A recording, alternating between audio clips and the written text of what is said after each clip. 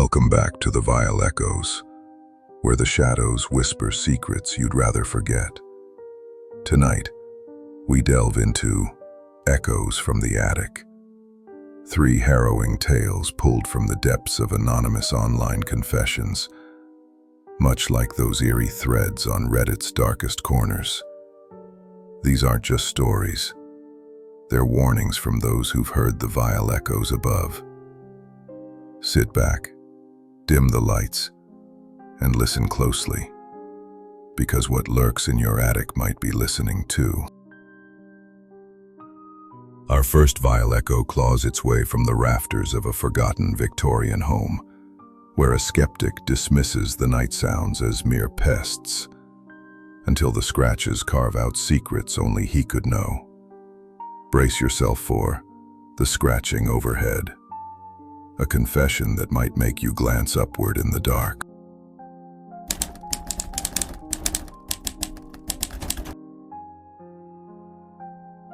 I never believed in ghosts or hauntings or any of that supernatural crap. I'm a rational guy, software engineer by day, skeptic by night. But after what happened in that old Victorian house I bought last year, I've started sleeping with the lights on. It all started with the scratching.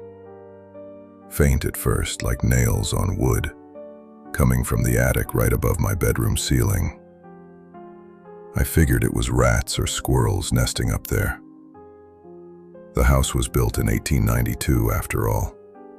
Plenty of time for critters to move in. The place was a steal. 3 bedrooms, high ceilings, original hardwood floors, in a quiet suburb outside Seattle. I'd been saving for years to get out of my cramped apartment, and when I closed on it, I felt like I'd won the lottery.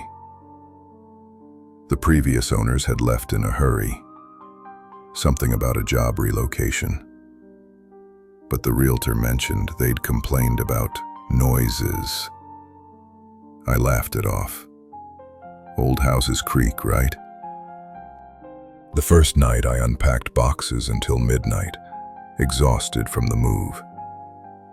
As I lay in bed staring at the ornate plaster medallion around the chandelier, that's when I heard it. Scratch, scratch, scratch. Slow, deliberate, like someone dragging their fingers across a chalkboard, but muffled through the floorboards. It stopped after a minute, and I drifted off, blaming the wind or settling foundations. By the 3rd night, it was routine. Around 2 a.m., the scratching would start, lasting maybe 5 minutes, then fade. I bought some rat poison and traps, set them in the attic access, a pull-down ladder in the hallway. The attic was dusty, filled with cobwebs and forgotten junk. Old trunks, a broken rocking chair, yellowed newspapers from the 40s. I scattered the bait and called it good. But the scratching didn't stop. If anything, it got louder, more insistent. One night it sounded like words, garbled, rhythmic scratches forming patterns. I recorded it on my phone, playing it back the next morning. It was faint, but there. Scratch, scratch. Pause. Long scratch. Like Morse code or something. I posted the audio clip on a Reddit forum, r/paranormal, asking if anyone could decipher it. Most comments were jokes. It's the ghost of your grandma saying, "Turn down the music." But one user DM'd me, "That sounds like a name." Your name? I laughed it off. But that night the scratching was different. It was right above my head, and it didn't stop at 5 minutes. It went on for an hour, building in intensity. I grabbed a flashlight and yanked down the ladder, climbing up into the musty darkness. The traps were untouched, no sign of rodents. But on the exposed wooden beams, there were marks. Fresh gouges, like claws had raked through the dust. And they weren't random. They spelled something. My heart pounded as I shone the light closer. The scratches formed letters. J, A, M, E, S. My first name. James. How the hell?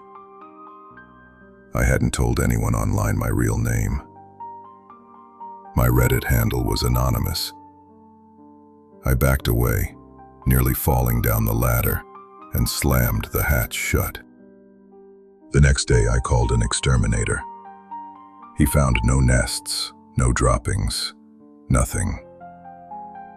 Probably just the house shifting, he said, but I could tell he was spooked by the marks.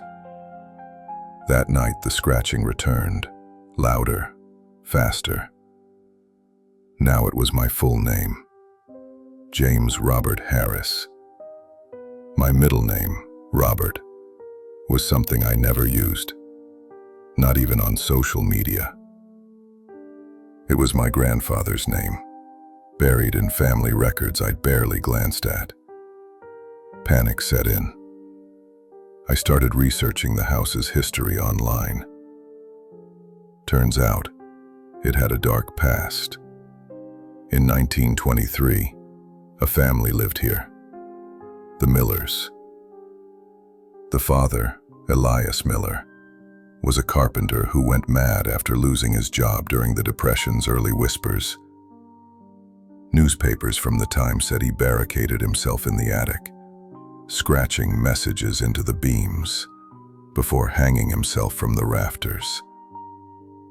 His suicide note? Scratched into the wood.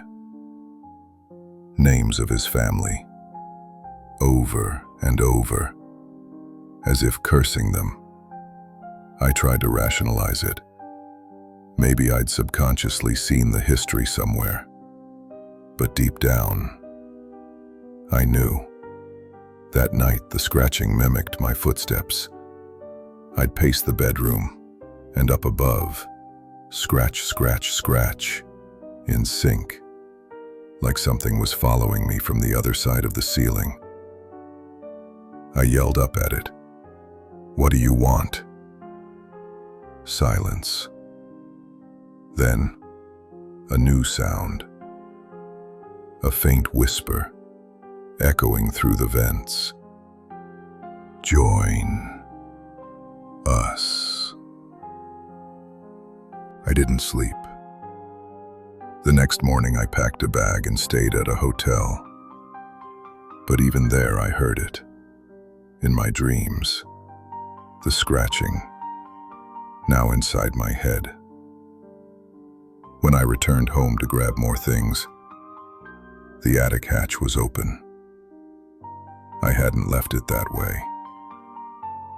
Climbing up, the beams were covered in fresh scratches. My name, repeated hundreds of times, interspersed with others.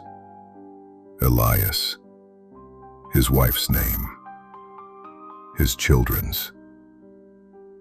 And at the end, a message. Your turn. I moved out that week, sold the house at a loss.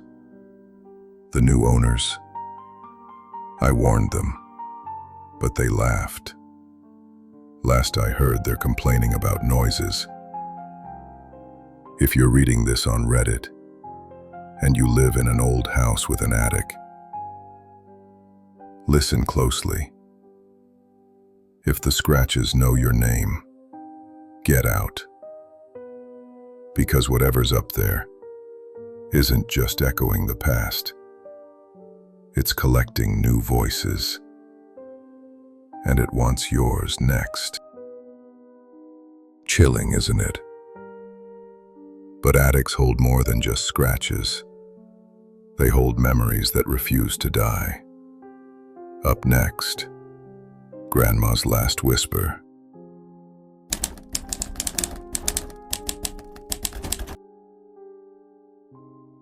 My grandmother, Evelyn, was the kind of woman who collected everything. Antique teacups, faded photographs, secrets. When she passed away last spring at 92, she left me her rambling farmhouse in rural Vermont. I was her only grandchild, and the will specified I had to sort through her belongings personally. No estate sales, no shortcuts. Some things are meant to be heard, she'd written in a cryptic note attached to the deed. I arrived in June, the house creaking under the weight of decades. Dust motes danced in the sunlight filtering through lace curtains, and the air smelled of lavender and mothballs. The attic was my first stop, packed floor to ceiling with boxes labeled in her spidery handwriting. Memories, 1940 to 1950. Family whispers. Do not open until ready. One box caught my eye. An old wooden chest, locked with a rusty padlock. Inside, after prying it open, were dozens of reel-to-reel audio tapes, yellowed and brittle. A vintage tape recorder sat beside them, surprisingly intact. Labels read things like Evelyn's Confessions, 1965, or The Whispers Begin, 1972. Grandma had always been a storyteller, regaling me with tales of her youth during the war, but these, they felt private, intimate. Curiosity won. I set up the recorder in the living room, threaded the first tape, Childhood Echoes, and hit play. Her voice crackled through the speakers, warm and familiar. This is Evelyn Marie Thompson, recording on July 15th, 1958. Today, I remember the day my brother disappeared. She spun a yarn about her sibling, lost in the woods behind the farm when they were kids. But midway, the tape glitched, static, then a whisper overlaying her words. He didn't disappear. You pushed him. I rewound, but it was gone. Must be tape degradation, I thought. The next tape. Wedding Day Secrets, 1948. Grandma described marrying Grandpa, the joy, the nerves. Then, another whisper. He knew about the affair. Forgave you anyway. My skin prickled. Grandpa had died young. Heart attack in 52.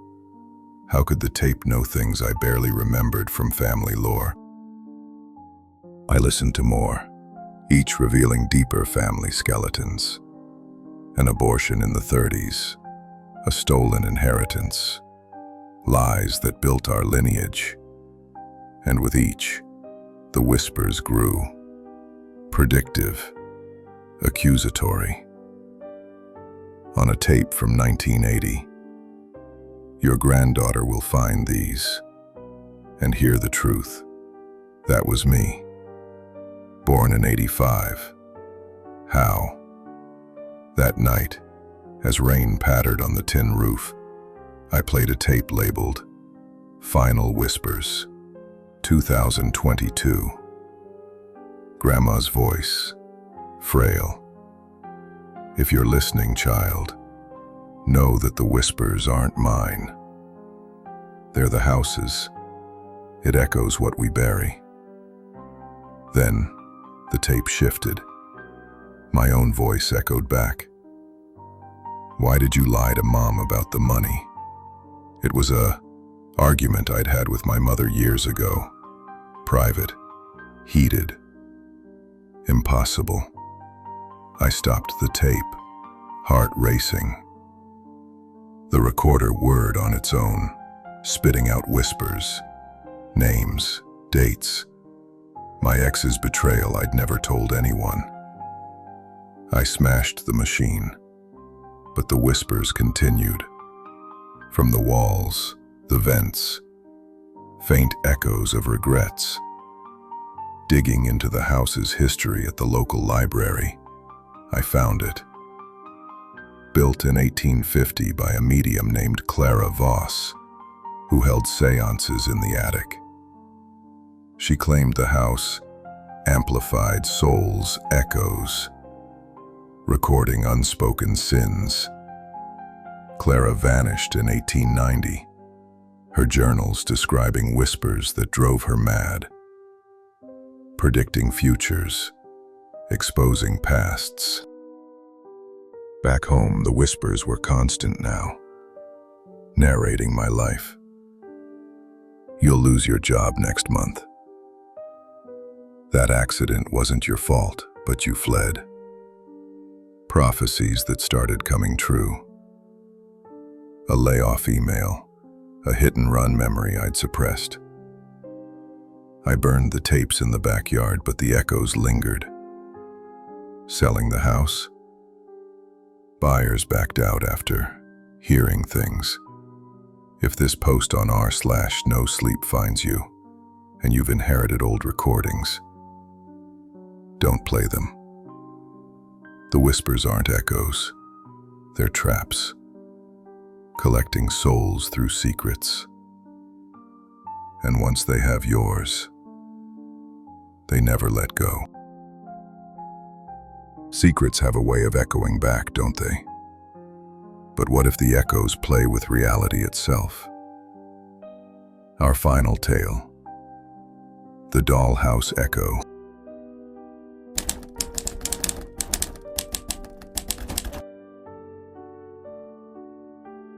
As a kid, I was obsessed with miniatures, model trains, tiny furniture, anything that shrunk the world to manageable size.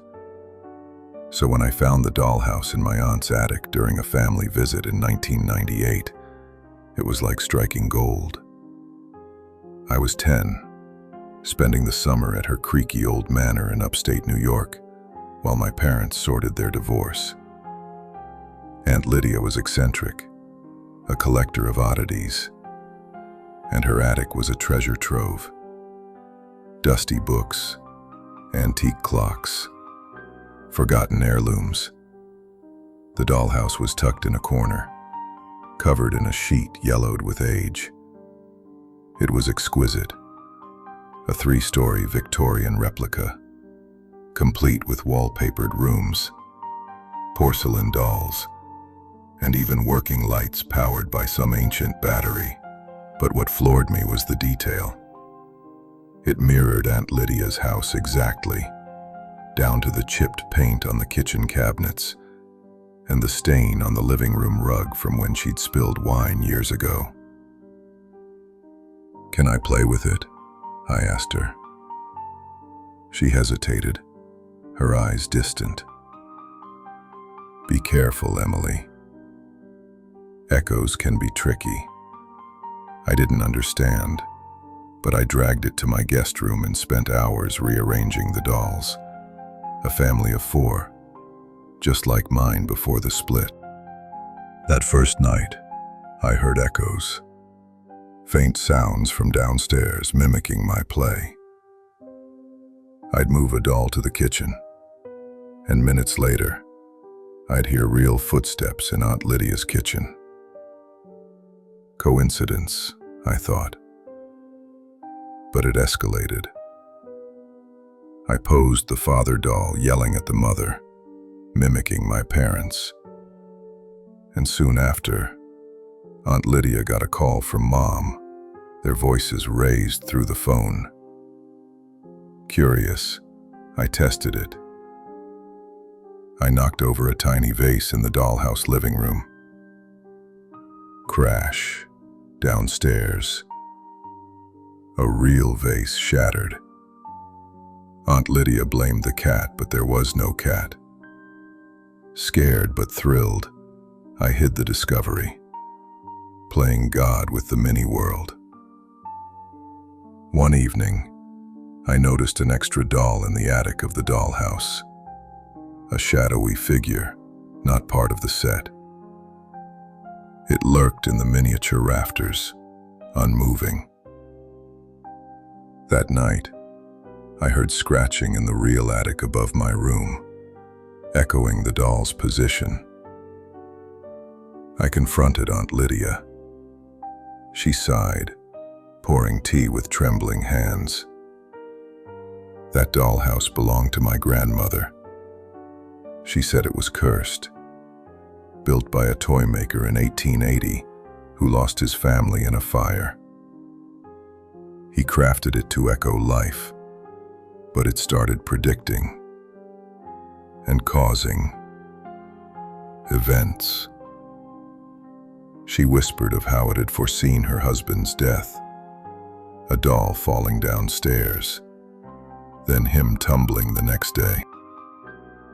I didn't believe her fully, but the extra doll moved on its own now, down to the bedroom where it stood over the child doll's bed, my bed. Whispers started, faint echoes from the dollhouse, like tiny voices pleading, "Help us. Join us." Panic built as real events mirrored.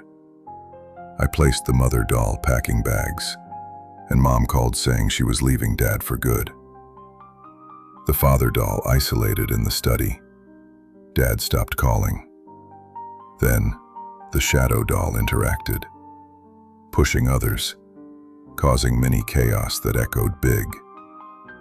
A real fire in the kitchen stove, Aunt Lydia burning her hand. Desperate, I tried destroying it, smashing with a hammer, but the pieces reassembled overnight. The shadow doll multiplied, filling the house. Whispers grew to screams in my head, echoes of past owners trapped in the mini world. Researching online years later, this is my Reddit confession. I found similar stories. Haunted dollhouses that trap souls through play. If you find one that echoes your life, burn it. But mine, it's still in my attic now, and sometimes I hear tiny footsteps. The echoes never stop. They just wait for the next player.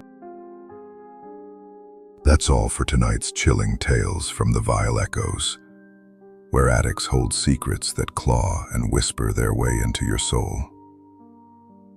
If these stories left you uneasy, hit like, subscribe, and share your own creepy encounters in the comments. Your echo might haunt our next video. Listen closely tonight. That creak above isn't just the house settling. It's waiting for you.